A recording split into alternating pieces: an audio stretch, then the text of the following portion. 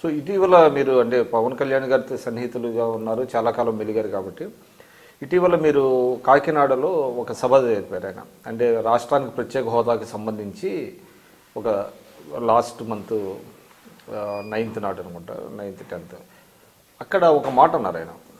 ఏంటంటే తెలంగాణ పట్ల అంటే ఆయనకి అభిమానం ఉంది, అంతా ఉంది, కానీ తెలంగాణ ఇచ్చినప్పుడు దాదాపు ఒక 10-11 రోజులు నేను భోజనం చేయలేదని అన్నారు. దాన్ని చాలామంది తప్పుపట్టారు. నేను కూడా కొంతమంది జేఏసీ లాయర్లు కూడా పోలీస్ కేసు ఏదో పెట్టారు. అంటే ఆయన చెప్పడంలో ఆయన ఇంటర్ప్రిటేషన్ కరెక్ట్గా లేదంటారా? అంటే ఆయన చెప్పింది ఏంటంటే తెలంగాణ ఇవ్వాల్సిందే, కానీ తెలంగాణ రాష్ట్రం విడిపోయినప్పుడు నేను ఏదో 10-11 రోజులు నేను భోజనం చేయలేదని అంటాం. ఇన్ఫ్యాక్ట్ ఒక తెలంగాణ వాదిగా చాలా మందికి తెలుసో తెలీదో నాకు తెలియదు, but I know this for sure. జగిత్యాలలో మొట్టమొదటిసారి తెలంగాణ రాష్ట్రానికి మేము మద్దతు అని చిరంజీవి గారు ప్రకటించడంలో, ప్రజారాజ్యంలో తెలంగాణ రాష్ట్ర ఏర్పాటుకు సామాజిక తెలంగాణ అన్నారు.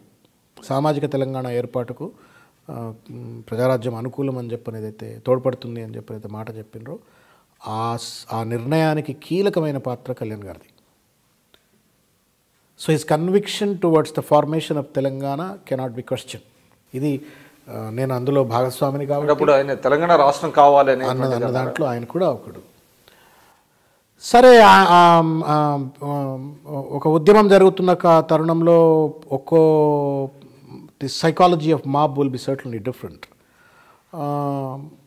తనను కానీ లేకపోతే ఆ ప్రాంతం వాళ్ళను కానీ కొన్నిసార్లు మాట్లాడిన మాటలు ఆయనను గాయపరిచినట్టుగా చాలాసార్లు నన్ను కూడా అన్నాడు. జనసేన మీటింగ్ స్టార్ట్ అయినాడు, శ్రవణ్ నేను నీకు కూడా ఆందోళన అయినా అని చెప్పని అన్నాడు. In fact it was a distorted, ఆ సినిమాలో ఏదో రాంగ్ ఇంటర్ప్రిట్ చేసిందని నేను మాట్లాడినప్పుడు అన్నారు. సో కొన్ని విషయాలు అక్కడ వాళ్ళు మాట్లాడిన మాటలు ఇక్కడ వాళ్లకు బాధ కలిగించింది. ఇక్కడ వాళ్ళు లగడపాటి రాజగోపాల్ మాట్లాడిన మాటలు చాలామందికి బాధ కలిగించింది. మరి అదే లగడపాటి రాజగోపాల్ను ఏ తెలంగాణ ఎంపీలు అయితే కొట్లాడినరో వాళ్లే తీసుకుపోయి గోదావరి జలాల్లో స్నానం చేయించారు, గోదావరి పుష్కరాలు అయినప్పుడు ఇక్కడ. సో దర్ఫోర్ ఇవన్నీ కూడా గతంలో అంటే స్పర్ ఆఫ్ ద మూమెంట్లో ఒకళ్ళొకళ్ళు మాట్లాడుకున్నాయి, అయిపోయింది. ఇప్పుడు రాష్ట్రం ఏర్పడింది. అయితే ఆయన నేరేటివ్గా మాట్లాడినట్టుగా నేను అనుకుంటా ఉన్నాను, బాధ కలిగించిందని చెప్పని. బట్ తెలంగాణ ఫార్మేషన్ విషయంలో I think he was never against, he wanted Telangana formation. తన వ్యక్తిగతంగా process in which the Telangana has formed, రాజ్యసభలో జరిగిందో లేకపోతే లోక్సభలో జరిగినటువంటి ఒక ఉదంతం మీద తనకి ఏదైనా వ్యక్తిగతమైన రిజర్వేషన్స్ ఉండొచ్చు. కానీ there is no other go. Telangana లేకపోతే అట్లా కాకుండా ఇంకా ఫామ్ కాకపోతుండే Telangana. There were because this fight was between few capitalists and the Telangana people. So there was no other go. మనం చూసినాం. ఎవరు క్యాపిటలిస్టులు అంటే కొంతమంది పెట్టుబడిదారులు తెలంగాణ రాష్ట్రం ఏర్పడొద్దు అనుకున్నారు. దానికి ఇక వేరే మార్గం లేదు.